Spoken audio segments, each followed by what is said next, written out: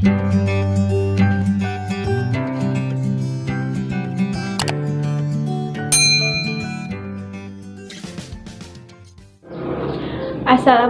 warahmatullahi wabarakatuh. Saya Ica Silvia Maraswati, NPM 1704020012. Di sini saya akan mempresentasikan hasil kerja saya yang bertema komunikasi lintas budaya. Komunikasi lintas budaya.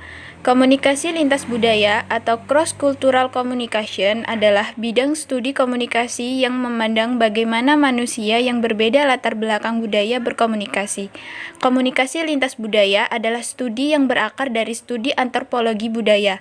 Titik berat komunikasi lintas budaya adalah proses komunikasi yang terjadi dalam berbagai macam budaya yang berbeda. Pengertian komunikasi lintas budaya.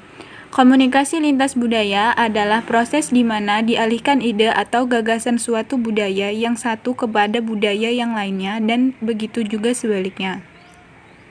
Hal ini bisa antar dua kebudayaan yang terkait atau lebih. Tujuannya untuk saling mempengaruhi satu sama lainnya, baik itu untuk sebuah kebaikan kebudayaan atau bisa jadi tahap awal dari proses akulturasi, penggabungan dua kebudayaan atau lebih yang menghasilkan kebudayaan baru. Tujuan mempelajari komunikasi lintas budaya. Yang pertama, semua budaya berfungsi dan penting bagi pengalaman anggota budaya tersebut meski nilai-nilainya berbeda.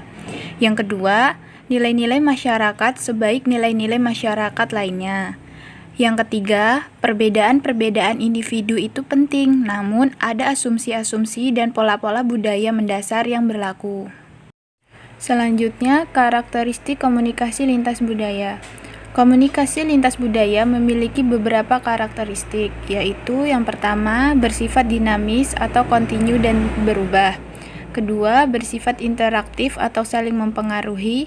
Ketiga, berlangsung dalam konteks fisik dan sosial. Yang keempat, sosial. Dan yang terakhir adalah temporal. Manfaat mempelajari komunikasi lintas budaya. Yang pertama, membantu pemahaman proses komunikasi lintas budaya. Yang kedua, membantu pemahaman komunikasi antar budaya. Yang ketiga, membantu manajemen konflik. Yang keempat, menyadari bahwa budaya yang kita miliki juga memiliki bias. Dan yang terakhir yaitu membantu mengasah kepekaan kita. Cheney dan Martin dalam bukunya yang berjudul Intellectual Business Communication menyatakan bahwa yang dimaksud dengan hambatan komunikasi atau komunikasi barrier adalah segala sesuatu yang menjadi penghalang untuk terjadinya komunikasi yang efektif. Hambatan dalam komunikasi lintas budaya adalah perbedaan budaya itu sendiri, karena adanya perbedaan budaya antar komunikator dan komunikan. Nah, ada faktor-faktor penghambat komunikasi lintas budaya. Yang pertama fisik, kedua budaya, yang ketiga persepsi, yang keempat bahasa, dan yang terakhir nonverbal. Selanjutnya saya akan menjelaskan faktor-faktornya. Yang pertama fisik. Fisik, hambatan yang berasal dari lingkungan, waktu, kebutuhan diri, dan media. Yang kedua budaya. Berasal dari etnis, agama, dan sosial yang berbeda antar budaya yang satu dengan budaya yang lainnya. Yang ketiga, persepsi. Hambatan komunikasi yang timbul karena perbedaan persepsi yang dimiliki oleh individu mengenai sesuatu.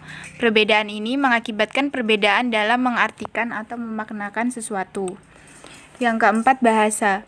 Hambatan komunikasi yang terjadi ketika pengirim pesan dan penerima pesan menggunakan bahasa atau kata-kata yang tidak dimengerti oleh penerima pesan, sehingga menimbulkan ketidaksamaan makna. Dan yang terakhir adalah nonverbal, yaitu hambatan komunikasi yang berupa isyarat atau gestur. Sekian presentasi yang dapat saya sampaikan, kurang lebihnya mohon maaf. Wassalamualaikum warahmatullahi wabarakatuh.